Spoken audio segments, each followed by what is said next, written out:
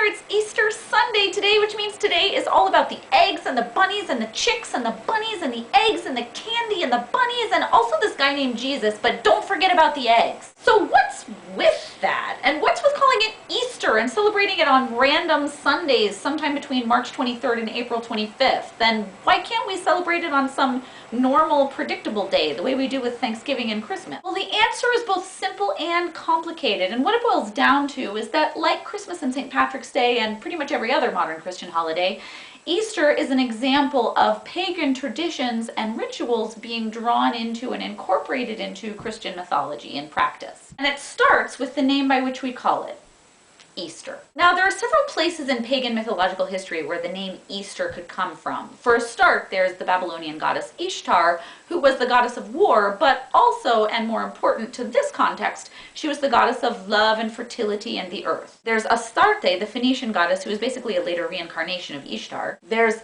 Eostre, the Germanic goddess of the dawn, who was also connected with fertility and renewal, and for whom there was an annual feast day thrown on the first day of spring. And then there's the Greek goddess of the dawn, and hence renewal and rebirth, Eos. Now, it's important to note that the original word for Easter, i.e. the non-English word for it, because English language came along way after the beginning of Christianity, is derived from the Hebrew word Pesach.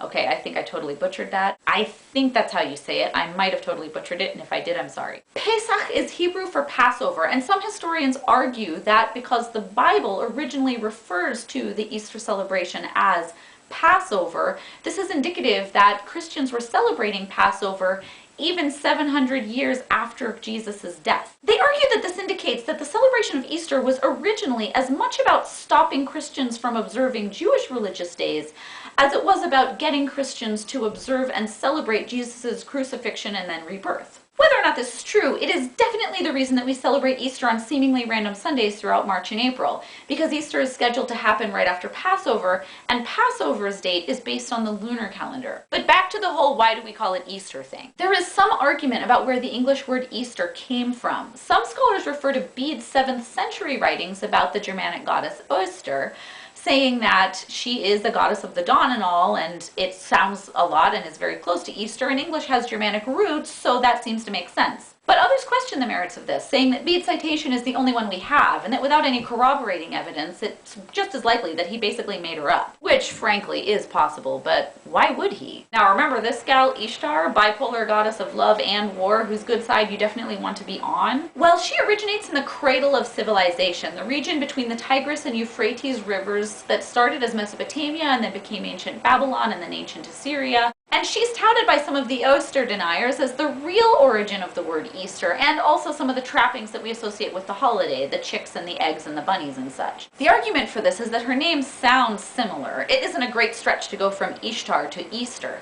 And more importantly, there was already a scheduled feast day in her honor on the first day of spring that the ancient Mesopotamians and Babylonians and Assyrians celebrated. On this day, which for them was the first day of the new year, the king, Gilgamesh was the most famous example, performed a ritualistic marriage to the goddess, who, incidentally, many scholars believe was probably represented by a sacred prostitute from her temple in an act of pagan ritualistic sex, which, ew. Additionally, central to Ishtar's mythology is the story of her voyage to the underworld, where she was captured and then hung on a hook to die. The story holds that her body turned into a water skin, which is a gruesome image, but it does the job. And while she is gone from the earth, all procreation stops. Then she is rescued, brought back to life, and returned from the underworld. Fertility is restored to the earth, and we have one of the first recorded stories of a divine being being hung up to die and then being resurrected from the dead. Along with an early explanation of springtime with the stuff about fertility and the renewal of the earth, this is where the bunnies and the chicks and the eggs come in. You know what I'm talking about, you naughty bunnies.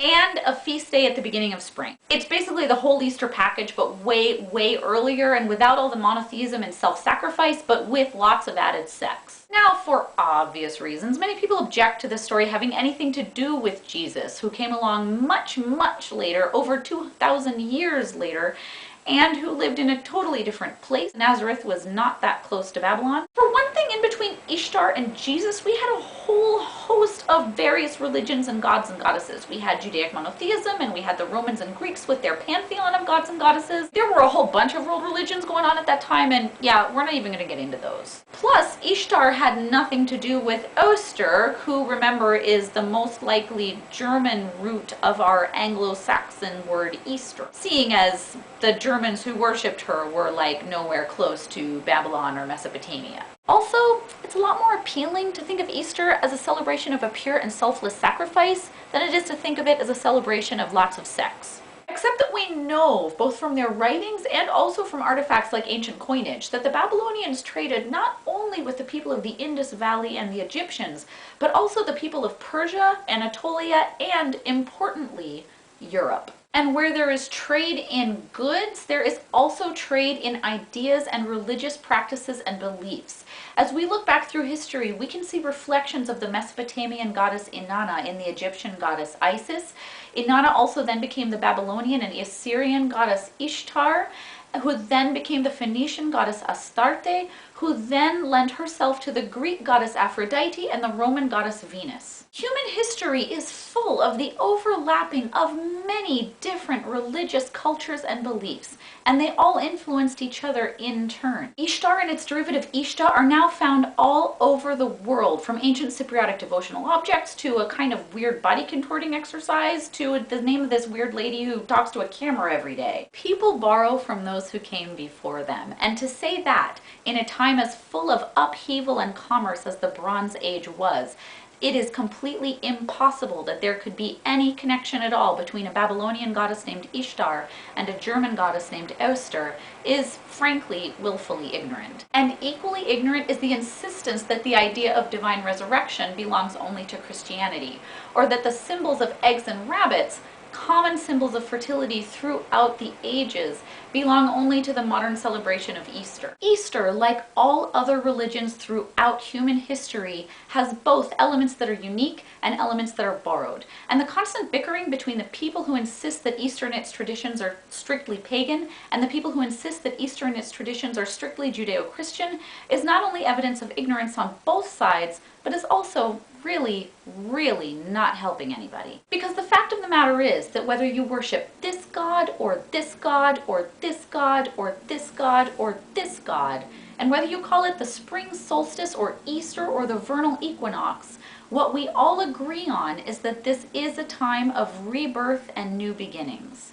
And that is something to celebrate. I hope you enjoyed this video. If you like my videos and want to see more, you can subscribe at youtube.com/ishtavlogs. Also remember, those thumbs ups and shares make a difference, so like it if you liked it. Happy Easter if you celebrate it, and happy Pagan Sex Day if you don't. Thanks for watching.